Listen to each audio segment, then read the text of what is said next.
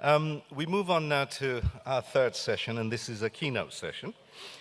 And this will be presented by Mr. Nigel Hollis, the Executive Vice President and Chief Global Analyst of Kantar Milward Brown. Nigel is the Chief Global Analyst, and he brings over 30 years of research experience about how marketing communications can build and sustain brands. Now, there are two words there, build and sustain. And in his current role, he's working with the global accounts team to address clients' need and shape companies' viewpoints on brands, media, and consumer insight. He has two published books. The Global Brand looks at the challenges facing marketeers trying to globalize their brand, and Brand Premium details how to develop a strong brand and generate financial revenue growth. Brand Premium was published in 2013 and won the 2015 Berry AMA Book Prize for the best book in marketing. Please welcome on stage Mr. Nigel Hollis. Okay, perfect. Thank you very much. Good afternoon, ladies and gentlemen, and I am delighted to be here in Dhaka. Thank you, Sharif, for the invitation. Gives me a chance to add a new country to my fairly extensive list, and I'm looking forward to seeing a little bit more of the country than just the inside of the hotel. My presentation today is about brand building in the digital age. I think one of the big challenges with the world of digital as we experience it is that it is so complex. It's so pervasive that actually making things specific to an individual brand and an individual company is very challenging. And unfortunately, all I can share are generalities based on the learning that my company has created by doing research for major brands around the world. Kantar Milward Brown is a consumer insight company. Our job is to put brands back in contact with their customers and consumers to help understand what was referred to this morning as those unspoken needs, wants, and desires. And particularly when it comes to brand building, that really means we need to focus, as it says on this chart, not on the hype of digital. We know it's the future. We know it's here, that we need to get to grips with it. But we need to focus on the objective. How is digital going to make a difference? How is it going to help us build a stronger connection with our customers and consumers, particularly when it comes to brand building? It's very easy to talk about e-commerce and how digital makes a difference there. But when it's the subtle art of influencing people's relationship with a specific brand, that is a very different matter. And hopefully in the next 45 minutes, I can share a few pointers from all of the work that we have done around the world. And my basic point that I'm going to make is digital changes everything and digital changes nothing. Because when you are a brand marketer, you still need to be able to reach people. You still need to be able to earn their attention. And therefore, digital is simply one more mechanism by which you can reach and interact with people. And honestly, I think we need to be really careful when we think about the power of digital. We all get excited by interactivity, and I can talk to my customers and my consumers. The real question is, do they want to talk to you? And they will only want to talk to you, they will only want to like your brand, they will only want to follow your brand if your brand is doing something compelling, something inspiring, and something useful. So that's my basic proposition for you. Yes, digital changes everything, but we still need to think about those fundamental building blocks. We heard about marketing 1.0 this morning, working through to 4.0. 4.0 doesn't mean we forgot about product. You know, we still need to focus on the basics. We're adding more complexity to our jobs as marketers. We can't forget the fundamentals. So from my viewpoint, the primary role of marketing, and this is really echoing what we heard this morning, that marketing enhances brand value. You have to have a strong business. You have to have a good product in the first place. But what marketing can do is help take that basic value and grow it, to enhance it. And our ultimate goal has to be driving value growth for our company. And we do that by getting more people to buy the brand more often and, crucially, to pay more for the brand. And I think this is something that increasingly is being lost sight of in our digital age, where everything is measured by volume. How many likes? How many tweets? How many cases sold? How many units sold? Whatever the measurement is, when fundamentally what drives profit for our company is not just how much is sold, but at what price it's sold. And from my viewpoint, a brand exists in the minds of the consumer. It's the ideas that predispose them to buy your brand before they get to the store, before they go online, before they start researching their purchase.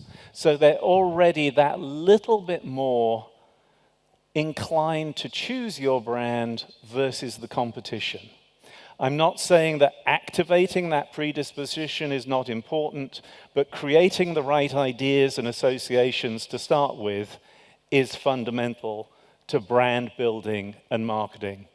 And sustaining impressions that make your brand more meaningful, perceptions that it meets people's needs, that they like that brand, they have more affinity for it. I was delighted to hear the use of that word this morning because, with all respect, I'm not sure many people really love brands. However, if they like my brand a little bit more than anybody else's, then that is a significant advantage. Because all it takes is a little bit more for them to want to choose my brand over the competition. So being meaningful is important. Being different. Again, we heard about the need to differentiate brands. And I think particularly in markets like the one I live in, the USA, people are beginning to doubt the power of differentiation, which is crazy. Because differentiation has huge benefits for a brand. It gives people the reason to choose. It justifies them paying slightly more for that brand than competition.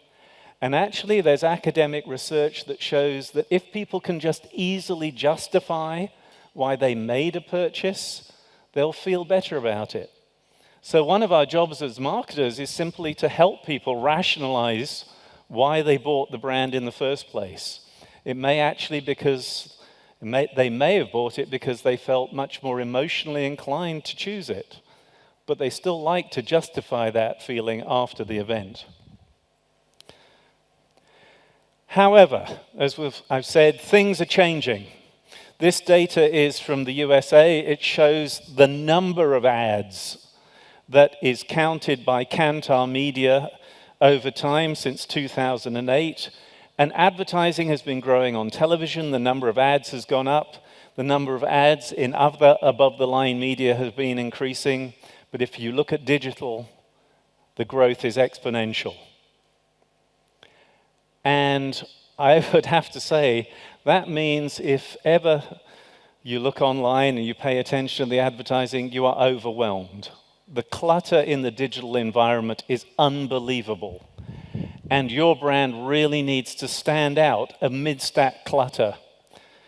And I think that brings us back to a fundamental point that for most of our consumers, digital is part of their daily life. Look at you all. You have your phone. You accept it. You use it. You don't think about it differently. And yet in marketing, we often end up with different silos, particularly in big corporations, where digital is handled by this group, and TV is over here, and customer service is over here, and none of it joins up, except in the heads of your customers and consumers, because they don't distinguish between the brand that's seen in the digital environment and the brand that's seen in the real world. To them, it is all the same brand. And if there's one thing we really need to do a better job of as corporations, it's making a more holistic presentation of a brand, irrespective of whatever channel it is encountered in. And I think that means that digital doesn't get a free pass any longer.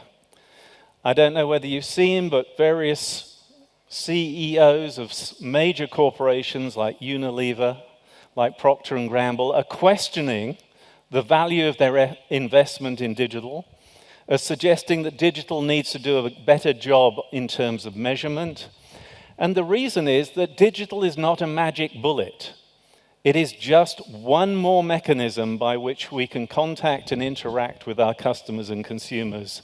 And quite frankly, it needs to earn its place in the mix. We need to understand why we're using digital and what we're trying to achieve with it for it to be truly effective. And then last but not least, this is a quote from a recent report by Group M, and it caught my attention because it said, attention is a reward, not a right. And we saw the increase in the number of digital ads in the US, and it's the same around the world. There's huge digital clutter. We need to make sure that our marketing communication stands out from that crowd in a compelling fashion so that we get people's attention, we leave some positive impression of the brand that motivates them to want to buy it. And there is no doubt that digital is the future. This is data from a study conducted each year by Kantar Milward Brown called Ad Reaction. And this year we looked at how generations differ in the terms of their use of media. I'm afraid we didn't do the study in Bangladesh, so what you see here is data for India.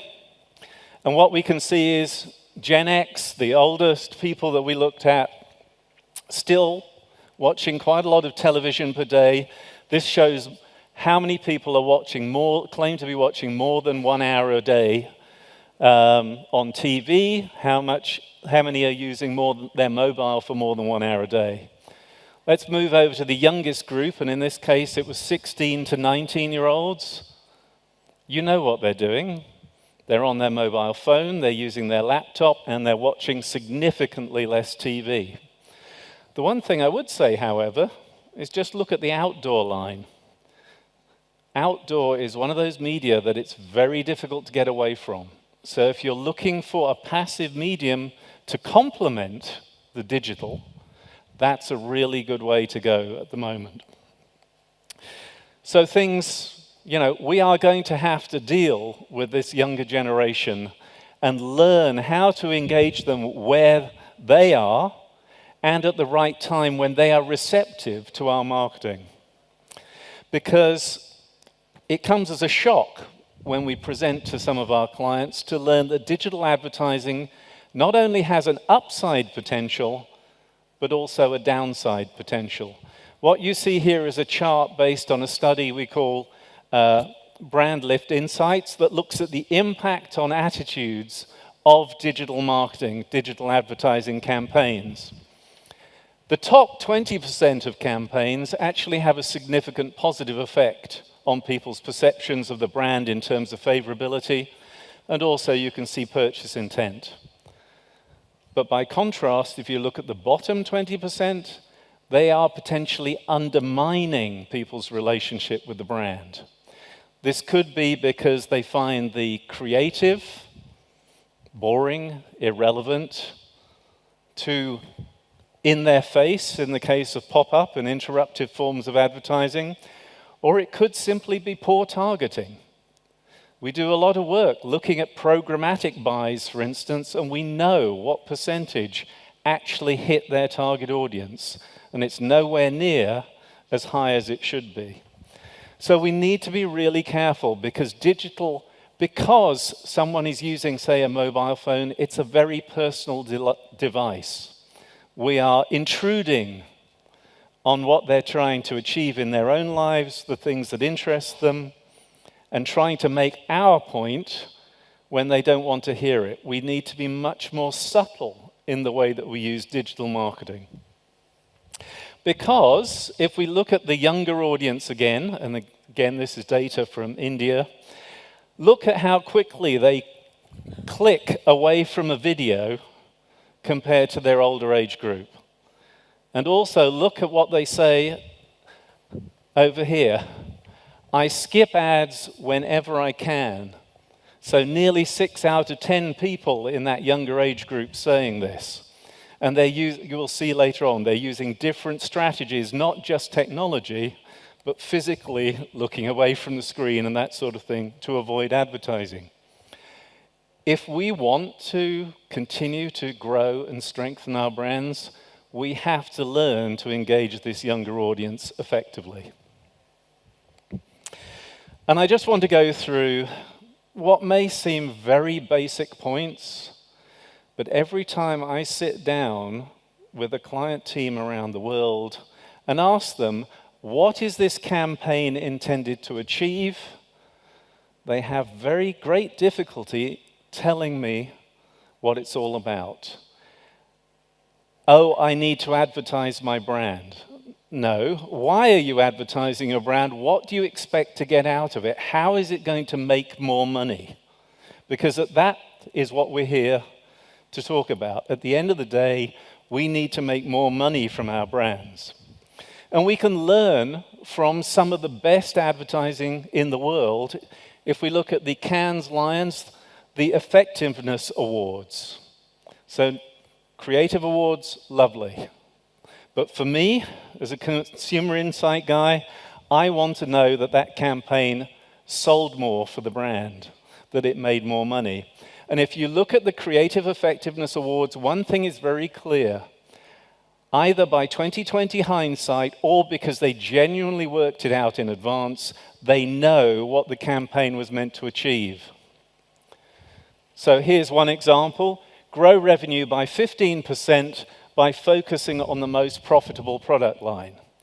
And then they take it through to, how are we going to do this? Well, lunchtime is a great occasion. Let's associate our brand more closely with lunchtime, because they identified that only 1 in 10 people were buying their product as a lunchtime snack.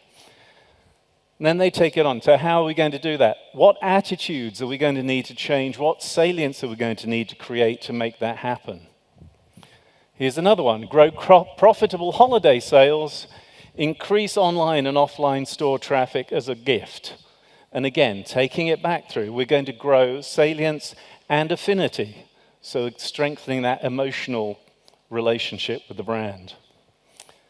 Launch a variant at a premium of 30%, reversing decline in volume and value sales, boosting penetration amongst a younger age group.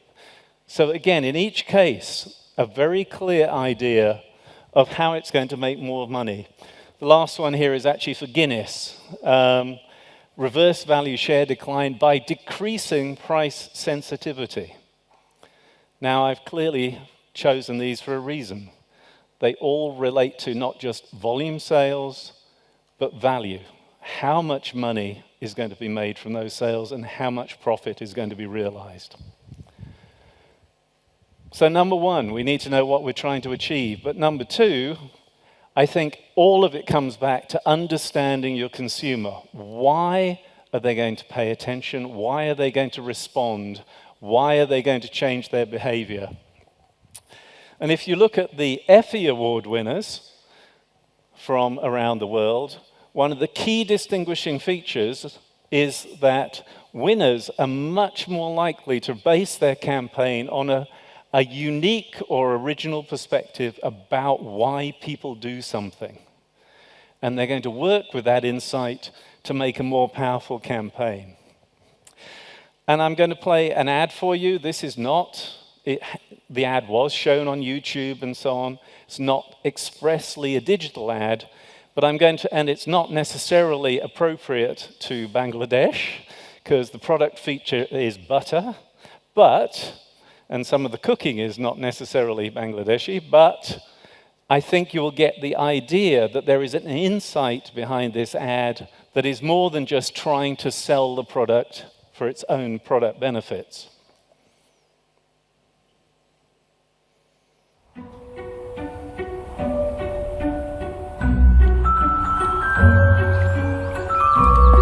In this place of pots and pans and slightly blunt knives lives the cook. Not for her the ready meal. The cook weaves magic.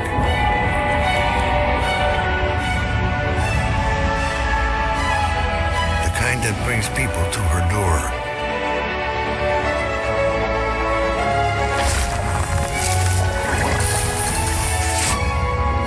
This isn't hocus pocus. The cook has powers, imagination, fearlessness, a pinch of faith, and a good measure of Lurpak butter. Yes, this is the cook in her place of her pots and her pans and slightly blunt knives. So, I happen to be a cook when I'm at home. And like the people who are involved or alluded to in that ad, for me it's about transforming ingredients and creating something new. And that's what makes that ad so successful. Generated increases in sales and market share in both developed markets, where the brand was already established, and new markets for the brand, because they put three things together. They had a specific task: get people to use Lurpak in their cooking, make sure it fits the positioning of the brand already, but find something that resonates with the audience. And they wanted this to work across countries. Now, the one thing that they know is that food varies by culture. We all know that. But cooking is consistent across countries. The joy of cooking, particularly for those of us who do that, which is where they came up with this idea of transforming ingredients and positioning the cook as a chef.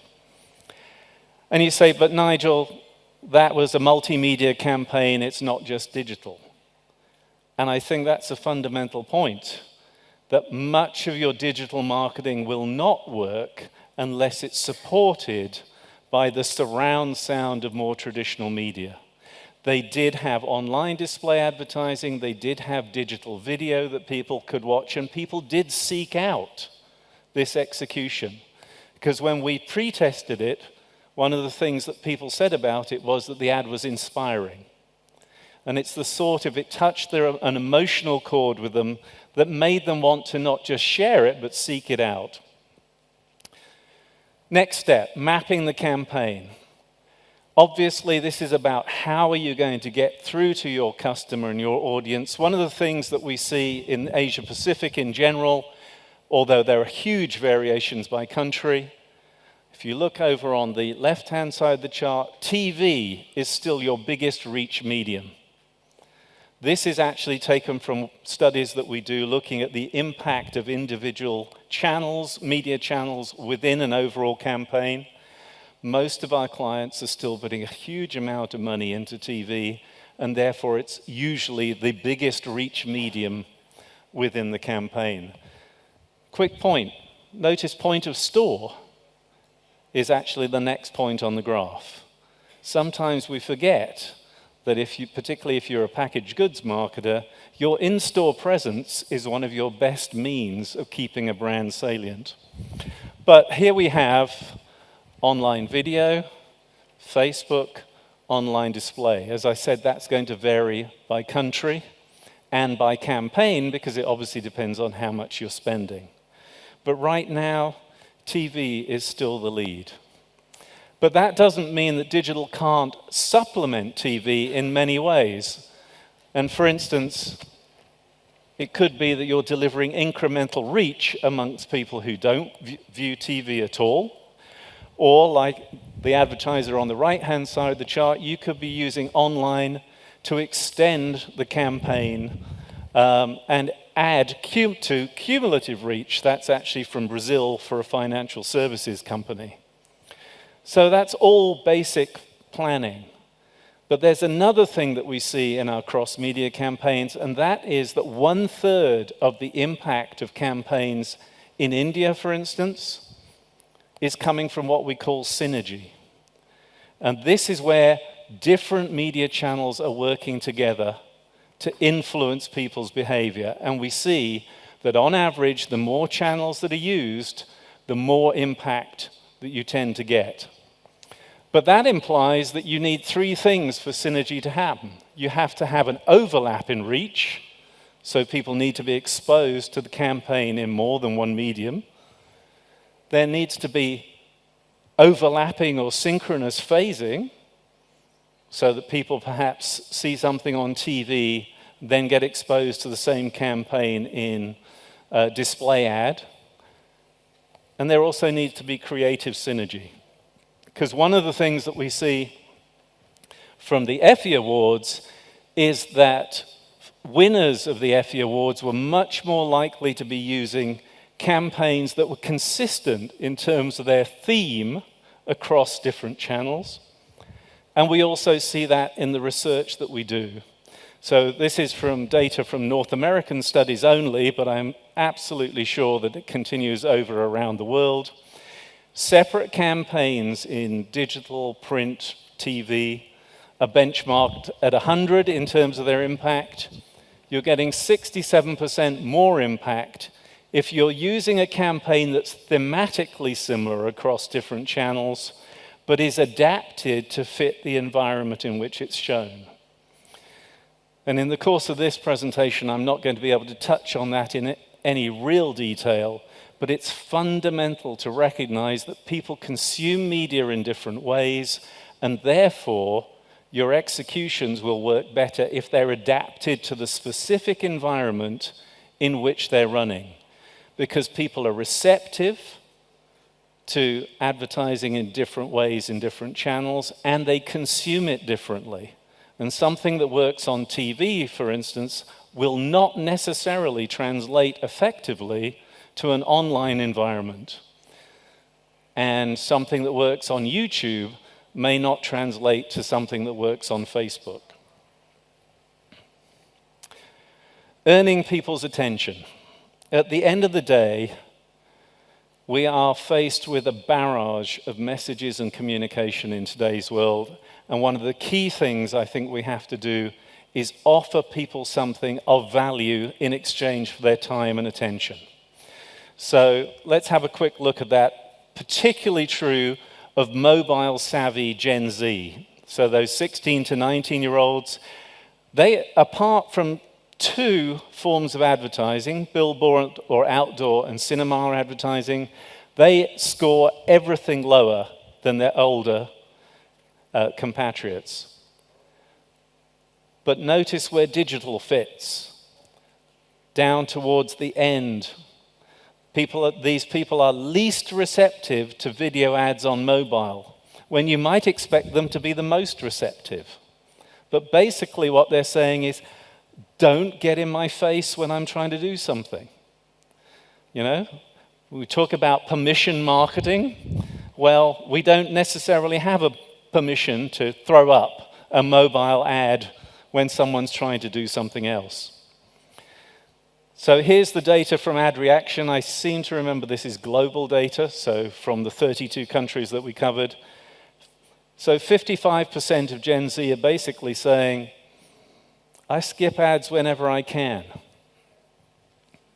What do? They look away from the screen. It's the easiest thing to do, isn't it? I do something else on my phone. Some of them have installed ad blockers, either for mobile advertising or video advertising. But you know what? And that's a big challenge to the marketer who's trying to get their message through to particularly this younger audience. But that simply means we need to offer them something that they find engaging and worth looking at. And this was one ad that we tested as part of Ad Reaction that got a really good response amongst Gen Z audience. Imagine só Se eu desse óleo para vampiro de filme de terror, será que ele então iria mudar? Preferir leite pra tomar? Eu tenho certeza que ia dar certo, ia funcionar. O creme faz maravilhas entre os dois biscoitos mais amados do mundo. Se eu desse pro tubarão, dividiria com as foquinhas. One thing I hadn't realized was I thought I'd put the English version in there, not the Brazilian, but hopefully you got the idea. A simple format, a good tune, and it's something that Gen Z are actively willing to pay attention to. They like it a lot. The thing that we cannot ignore, though, is people click away from videos really fast. This is the average response across all of the videos that we have tested in the online environment. You've got about, 12 seconds before people click away from a video, unless you can really engage them. And it varies, again, by channel. People are more willing to watch something through to the end on YouTube than they are on Facebook. Because guess what? On Facebook, they're actually interested to see what their friends are doing, not what you want to tell them. So, we need to embrace control, because actually, it's the consumer who's in control. So, you need to hook people early when it comes to online video. And online video is still one of your best brand building mechanisms. But make sure you pull them in after the hook, you know? It's not just something that grabs them for a few seconds. Make sure your brand is in there up front, because if someone clicks away after 10 seconds, at least they will have had a brand impression. And then last but not least, tell them what you're trying to get across quickly. Now, when I say tell them, I don't mean an explicit message. 2/3 of ads around the world still use explicit messaging, and yet consumers' brains don't remember things in that way. We need to deliver an impression. We talk about brand impressions for a reason. We're not actually delivering it. We can't hope that our message will stick in people's heads. And on this section, last point, with earned media, is increasingly becoming one of the things that award-winning campaigns, effectiveness campaigns, are using to their advantage. And I think it's got to do with the way that our media is changing. It used to be we pay a lot of money, we buy our media impressions, we maybe try and drive people to an owned media site, a website, a microsite, or whatever, and maybe we get some earned media as well. Because as all of you know, viral video turned out to be one of those mythical beasts that doesn't really exist. Even if we can earn some sharing bonus. But now the new school of marketing campaign is much more about creating content that inspires and enthuses, still buying paid media, but now you're actually publicizing that asset that you've created, and then it should earn sharing, and, as we all know, as soon as something starts trending on Twitter, then it's going to get picked up by traditional media and amplified still further. So it's creating that circle, if you like, where your campaign is being picked up by individual consumers, but then also picked up by mass media. And I think at the end of the day, it's about having campaigns that are remarkable, inspirational, and useful. And I'm just who has seen this execution over here with Volvo trucks? Okay, a few of you. I thought that might be the case. I'm going to play a very brief clip. Please recognize that these trucks are going backwards. They're not driving towards you.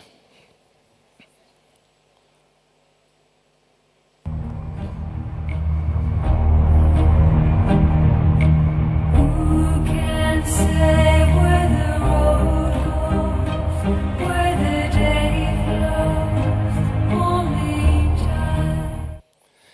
Now, Jean-Claude Van Damme might be a slightly aging actor, but you know what? You've got to be pretty confident of your product to have him do the splits between two trucks driving backwards.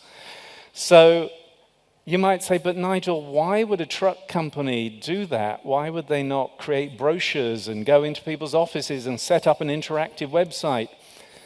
Because they understand that when the person goes home from their role as a fleet buyer or a truck driver, and their kid goes, hey, have you seen this?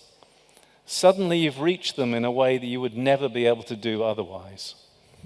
From India, I won't play all of this. How many of you seen Ariel's Share the Load advertising? I mean, again, a campaign designed to take on a social issue and promote in the wider environment. But the one I want to play is this last one here, because to me, this is an asset, something that brands don't do enough of. Make themselves truly useful to people and speak to a real issue. This is from Australia. OPSM is an optician, a brand of opticians. They're being challenged by a company called Specsavers, which is coming in. As you can imagine, Specsavers is cheap. OPSM is a premium brand. They need to fight back. I think the ad explains, but we'll see.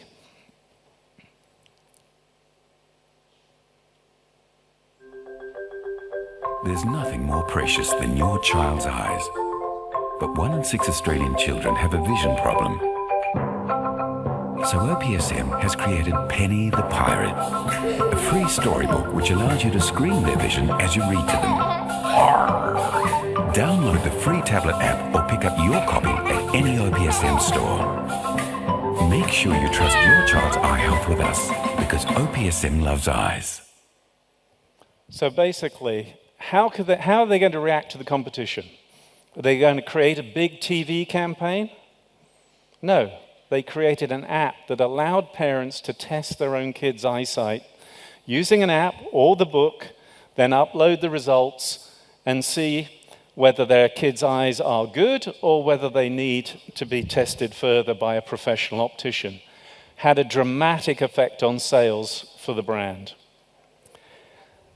So in the last section, very quickly, because I know we're running to time, test, then invest. You are trying to contact, you are trying to interact with your customers and consumers. If you are not dealing with your customers and consumers on a daily basis, if you need to convince your CEO, it helps to have some data from those consumers. And consumer research can help at every stage in the process. It can help you identify the task. Many of those Cannes winners I showed you reference specific research that identified the opportunity to grow the brand.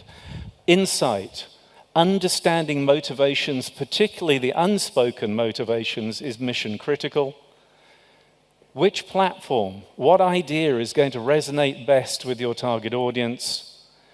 Channel choice, which channels should you be using? And then last but not least, is the specific execution going to resonate, and does it work within the channel that you want to use? And I just want to say that research has this horrible reputation of being slow. Well, guess what? Digital is changing that as well. So for instance, this ad for Volkswagen, which I hope you will enjoy, took 15 hours from beginning to end to test and get the results back, because digital is empowering research, not just marketing.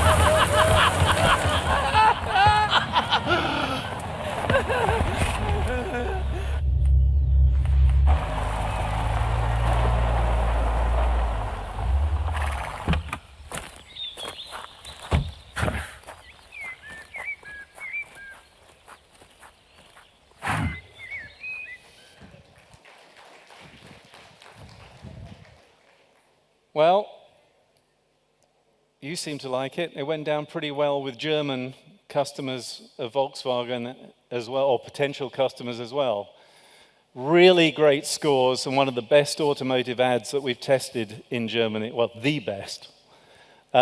Huge viewership, considering originally that it was launched on youtube.de, so in theory it was only accessible to German consumers.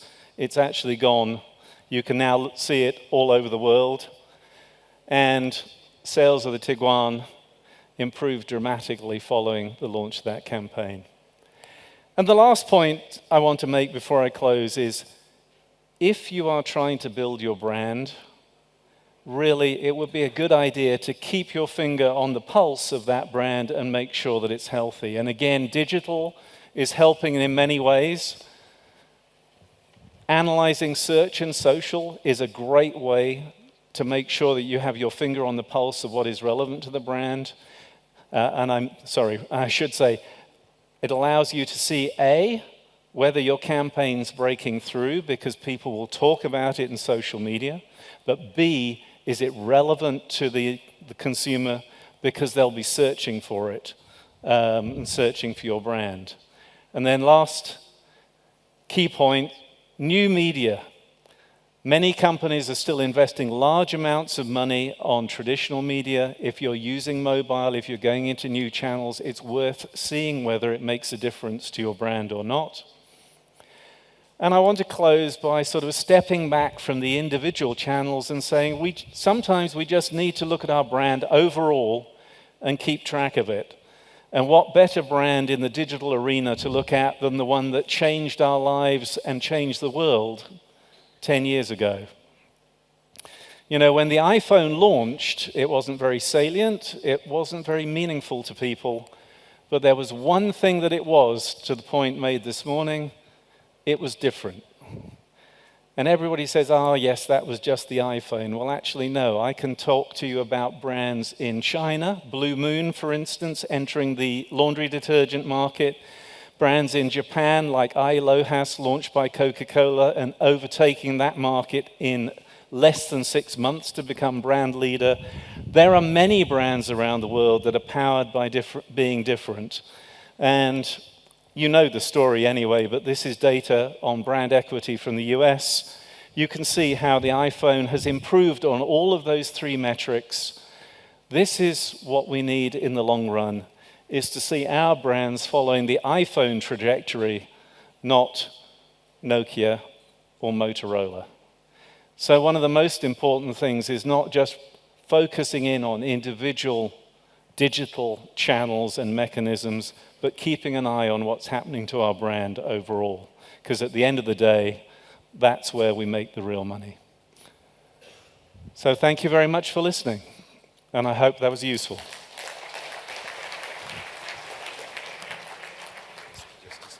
Sure. All right, thank you very much. Certainly enjoyed the clips that you showed. And that one about the horses, wow. That took the cake. Thank you very much for being with us and sharing these insights. I'm sure everyone found it fascinating. Could I now ask Nazia Andali Prima, President, Women in Leadership, Director of Bangladesh Brand Forum, and visual artist and Director of Prima's Atelier. Thank you. On stage to hand over a momentum. Should we trade sides? Yes. Thank you very much. I was going to say, thank you. Thank you. Oh. Thank you very much. Well, again, we